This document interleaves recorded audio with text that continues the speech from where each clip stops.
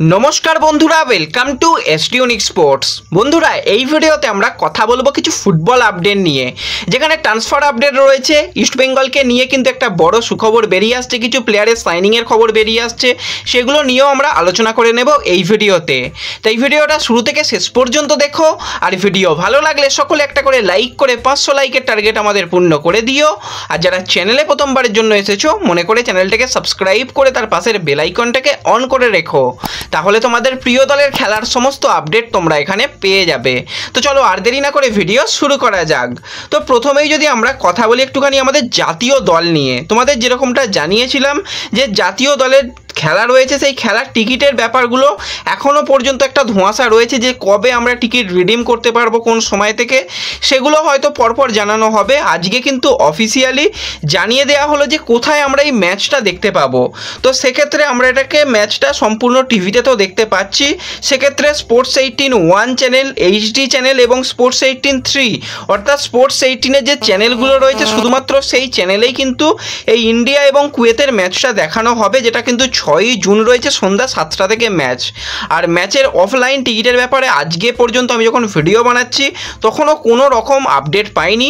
পরবর্তী সময় অবশ্যই আপডেট আসবে, যদি অফলাইন টিকিটের আপডেট আসে ফেসবুক পেজে শেয়ার করে নেব, তাই অবশ্যই সকলে ফেসবুক পেজে জয়েন হয়ে যাও।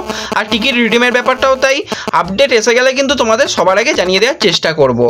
তো যাই হোক, এরপর যদি আমরা সরাসরি ট্রান্সফার আপডেটের দিকে চলে আসি, প্রথমেই একজন প্লেয়ারকে নিয়ে কথা বলবো। তো রিলায়েন্স ফাউন্ডেশন ডেভেলপমেন্ট লিগে ইস্টবেঙ্গল বনাম মুথুট ফুটবল একাডেমির যে ম্যাচটা ছিল, সেই ম্যাচের পরই বলেছিলাম যে একজন প্লেয়ারকে কিন্তু অবশ্যই টার্গেট করা উচিত ইস্টবেঙ্গলের। তার মানে যারা আমার ভিডিও দেখো তারা কিন্তু অবশ্যই জানো, সেই প্লেয়ারটার অন্য কেউ নয়, সালাউদ্দিন। তার যেরকম উইং বরাবর আক্রমণ, যেরকম তার বডি স্ট্রাকচার, যেরকম সে ম্যানকে নিয়ে ভালোভাবে ড্রিবল করে বেরিয়ে যেতে পারে, সত্যি একটা কোয়ালিটি প্লেয়ার কিন্তু এই সালাউদ্দিন। তো আজকে যেটা আপডেট বেরিয়ে আসছে, এই সালাউদ্দিনকে কিন্তু মোহনবাগান সুপার জায়েন্ট সাইন করিয়ে নিয়েছে তাদের রিজার্ভ টিমের জন্য। তো খুব ভালো কিন্তু কোয়ালিটি একটা সিগনেচার করে নিয়েছে, এবং তোমাদের যেরকমটা জানিয়েছিলাম ইস্টবেঙ্গলও কিন্তু তাদের রিজার্ভ টিমকে শক্তিশালী করার জন্য বেশ কিছু প্লেয়ারের সঙ্গে কথাবার্তা বলছে।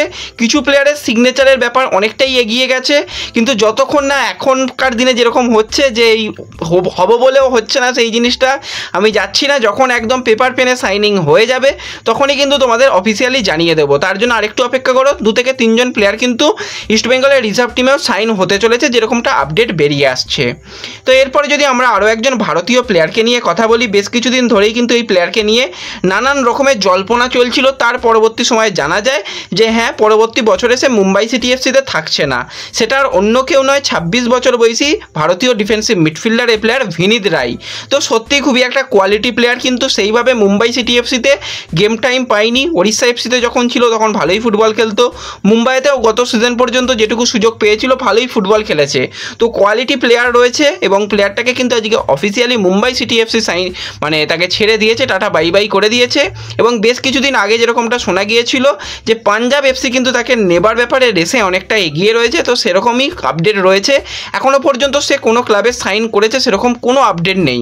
তো সাইনের আপডেট বা অফিসিয়াল যদি সাইন হয়ে যায় সেরকম আপডেট পেলে পরবর্তী সময় অবশ্যই জানিয়ে দেবো, কিন্তু তার পাঞ্জাবে যাওয়ার সম্ভাবনা অনেকটাই বেশি তৈরি হয়েছে। এরপর যদি আমরা সরাসরি বিদেশি প্লেয়ারদের দিকে চলে আসি, তো আজকে কিন্তু বেশ কিছু বিদেশি প্লেয়ারকে নিয়ে আপডেট বেরিয়ে আসছে। প্রথম যে বিদেশি প্লেয়ারটাকে নিয়ে কথা বলবো, আমার কিন্তু খুবই একজন পছন্দের বিদেশি প্লেয়ার, 35 বছর বয়সী ব্রাজিলিয়ান অ্যাটাকিং মিডফিল্ডার এই প্লেয়ার রাফায়েল কিভিলারো।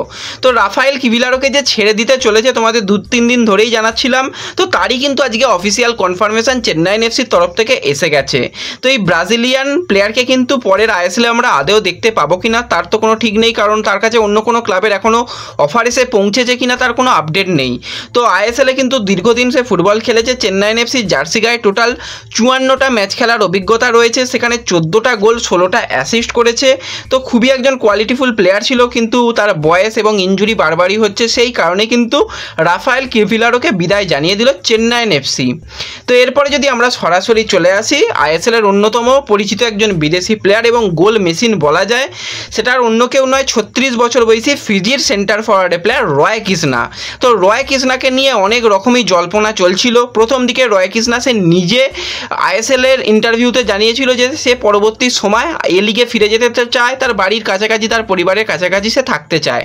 কিন্তু পরবর্তী সময় প্লেয়ারদের তো মনোভাবের পরিবর্তন হয়, সেই পরিবর্তনই হয় এবং সে একটা সময় এসে ওড়িশাকে টাটা বাই বাই সে নিজেই জানাতে চেয়েছিল এবং তার কন্ট্রাক্ট শেষ হয়ে যাচ্ছিল। সে চাইছিল যে আর ওড়িশাতে নয় অন্য কোনো ক্লাবে খেলবো এবং ভারতেই খেলবো, এরকম একটা সম্ভাবনা পরবর্তী সময় বাংলা ক্লাবের সঙ্গে বেশ কিছু তার যোগসূত্র তৈরিও হয়েছিল, কথাবার্তাও হয়েছিল। কিন্তু শেষ পর্যন্ত আজকে সবাইকে চমক দিয়ে সিগনেচারটাকে কমপ্লিট করে ফেলেছে আবারও ওড়িশা এফসি। আরও একটা সিজন রয় কৃষ্ণাকে কিন্তু আমরা ওড়িশা এফসির জার্সি গায়ে দেখতে পেতে চলেছি এবং এই সিজনটা রয় কৃষ্ণার কাছে কিন্তু সত্যি কামব্যাক করার সিজন ছিল, কারণ গত সিজনে খুব একটা ভালো পারফরমেন্স তার ছিল না বেঙ্গালুরু জার্সি গায়ে। এই সিজনে টোটাল 38 ম্যাচে 15টা গোল 6টা অ্যাসিস্ট কিন্তু আমরা রয় কৃষ্ণার কাছ থেকে দেখতে পেয়েছি। তো আশা করি রয় কৃষ্ণা তার সেরা ফুটবলটা কিন্তু আগামী বছরেও খেলতে পারবে। মোটামুটি এটা ওড়িশার বেশ কিছু বড় মিডিয়া থেকে রিপোর্ট করা হচ্ছে, অফিসিয়াল কনফার্মেশন খুব তাড়াতাড়ি এসে যাবে। তো আমরা আরেকটু ওয়েট করে যাব অফিসিয়াল কনফার্মেশনের জন্য। তো এরপরে যদি আমরা সরাসরি চলে আসি একটুখানি ইস্টবেঙ্গলের সুখবর নিয়ে। তো লাস্ট কয়েকদিন ইস্টবেঙ্গলকে নিয়ে সেরকম কোনো আপডেট আসেনি, একটা মানে সবাইকে চমক দেওয়ার মতন আপডেট এসেছিল। তো সেই ব্যাপারগুলোকে নিয়ে অনেক রকমই জল্পনা হয়েছে, অনেক রকমই কথা হয়েছে। তো আজকে আমার কাছে যতটুকু আপডেট রয়েছে, যতটুকু যা জানতে পেরেছি সেটা তোমাদের সঙ্গে একটু শেয়ার করি। সবাই একটুখানি বোঝার চেষ্টা করো, আর যদি আমার কোথাও বোঝাতে ভুল হয় তো তোমরা একটুখানি ম্যানেজ করে নিও। তো যাই হোক, দিমিত্রিয়স ডায়মান্টোকেসের যে ব্যাপারটা তাকে নিয়ে তো অনেক রকমই জল্পনা চলছে। এবার আমি যেটা লাস্ট আমার ভিডিওতে আপডেট শেয়ার করেছিলাম যে তার মেডিকেলের যেটা টেস্ট, সেই টেস্ট যদি সম্পূর্ণরূপে ফিট থাকে তার অসুবিধা নেই ইস্টবেঙ্গলের জার্সি পরার, আর হয়তো একটু আর টাকাটা বাড়াতে হবে, এর বেশি কিছু নয়। ইস্টবেঙ্গলের জার্সি পরার সম্ভাবনা তার অনেকটাই রয়েছে, তোমরা ধরে রাখতে পারো 90%। আমি যেরকমটা প্রথম দিক থেকে বলে আসছিলাম, লাস্ট 2 মাস ধরে বলে আসছিলাম যে যদি সব কিছু ঠিকঠাক থাকে, কারণ মেডিকেল ক্লিয়ারেন্সেরও তো ব্যাপার থাকে, কোনো ইনজুরি পাওয়া প্লেয়ারকে তো ইস্টবেঙ্গল তার দায় নেবে না, তাকে নতুন করে সাইনিং করাবে না যদি তার ইনজুরি ধরা পড়ে। হতেই পারে ভিতরে কি রয়েছে সেটা তো উপর থেকে দেখে বোঝা যায় না যতক্ষণ না তার একদম পারফেক্ট টেস্টগুলো হচ্ছে। তো সেক্ষেত্রে সেইগুলো একটু তো ব্যাপার রয়েছে। আমরা জর্ডান এলসের ক্ষেত্রেও দেখেছিলাম তার আগে ইনজুরি ছিল, ইনজুরি রিকভারি করে সে ফিট হয়ে কিন্তু ইস্টবেঙ্গলে এসেও আবারও সে ইনজুরি পেয়েছিল, কারণ ঠিকঠাকভাবে তো সে প্রিসিজন করতেই পারেনি, এসে তাকে মাঠে নেমে পড়তে হয়েছিল, এরকম ব্যাপার রয়েছে। তো আজকের দিনে সুখবর এটাই যে সমস্ত দিক থেকে ইস্টবেঙ্গল এগিয়ে।